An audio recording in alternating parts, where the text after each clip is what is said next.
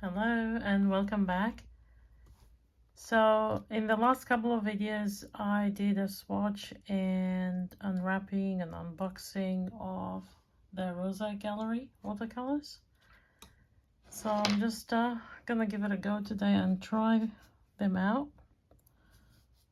So we'll see how they react with the water. Just no plan, it's just loose floral video.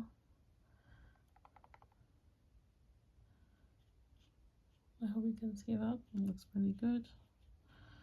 Yeah, this is my favorite part of watercolors. And my favorite thing too. So favorite part when you watch it, first thing because I know it happens. I had a very interesting comment from a lovely viewer, AJW. I hope you're listening. Thank you so much for your comment. Your questions are very thoughtful. I mean, yeah, I had to think because you asked me first of all how many palettes of watercolor do I have. Honestly, I'm not quite so sure exact number, but I do have few.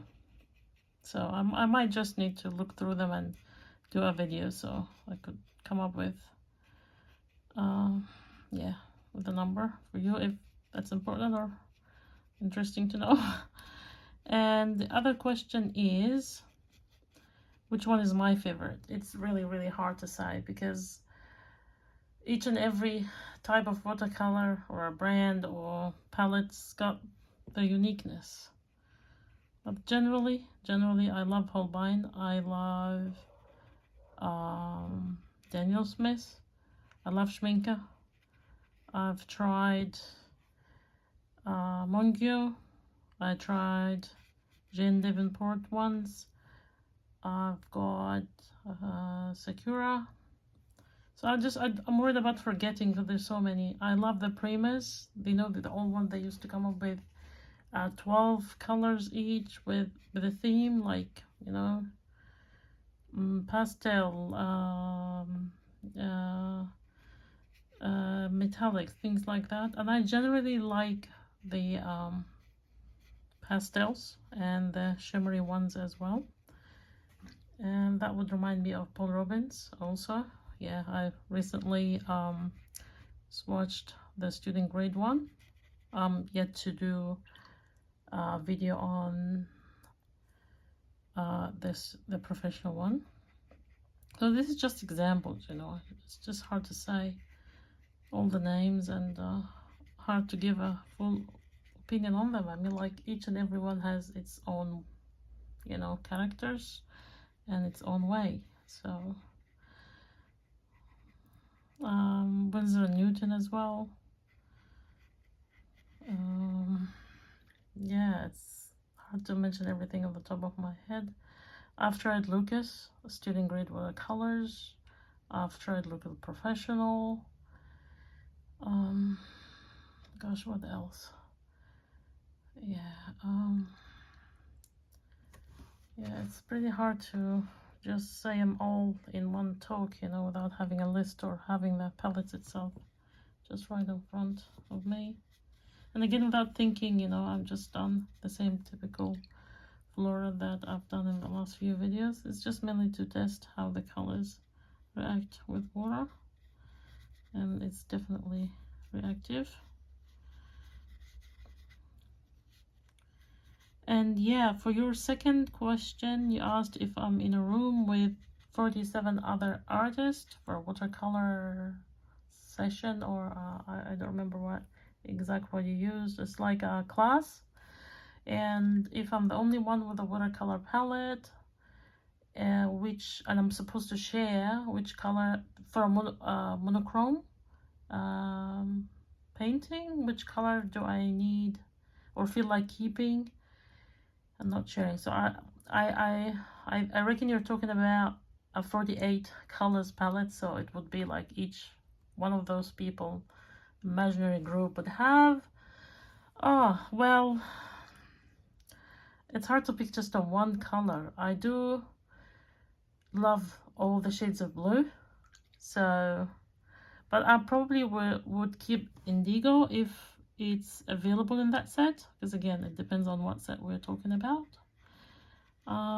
If it were just a generic palette, I would just go with a blue, regardless of which shade. If we're talking into the brighter colors, I might look into maybe scarlet or crimson, depending on the name in that palette, or deep blue, maybe like the one I'm using right now. But for monochrome, I probably will go with something darker like indigo or sepia. If it's not available, I would go with shades of brown. Yeah, it's hard to give up all the colors and keep just the one, you know. But that was quite a question. I hope I answered you. Yeah, and please feel free to ask any other questions if you like, and that's to anybody else who can hear me now. You're more than welcome to put a comment or ask questions, and I'll do my best to answer to the best I can and the best I know. And I promise if I don't know, it's the answer you'll get, because I'm not gonna give away any opinion of something that I'm not sure about or don't have the full answer to. Okay, and that's interesting, you know, that question still is interesting. I mean, like going for a watercolor class and each and everyone will only have one color. Wow, I think this group has to go to about 48 classes, so each and everyone will try every color. Gosh, I love all the colors. So the idea of just stuck with one color alone, it's not stuck, but yeah, I mean, like trying all of them will be good in a monochrome. I would love to hear about your favorites too, you guys, so feel free to mention that in a comment or so. That would be nice. And I hope I'm in camera so you can see. I mean, like the flower I'm painting now. So I love this color here. So I definitely think it's a good watercolor. Just the only downside is the fact that few of them do have cadmium, and as I heard, and it's what I heard, I haven't done any research, it doesn't have real cadmiums there, so it's definitely not safe if you have little kids around or pets or yeah, anything or anyone that will tend to eat the paint. So please be careful with that.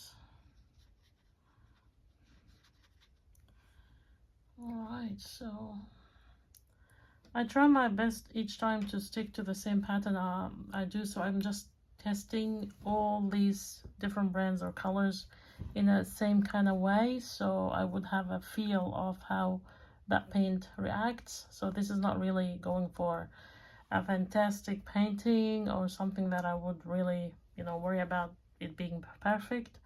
It's just simply to see how one of those colors or whatever colors you choose to use is behaving and reacting with water and spreading on the sheet of paper you're using and all of that. Well, I hope that was you know, a good video to watch, and I hope you enjoyed, and like and subscribe please, and thanks so much for watching. Bye.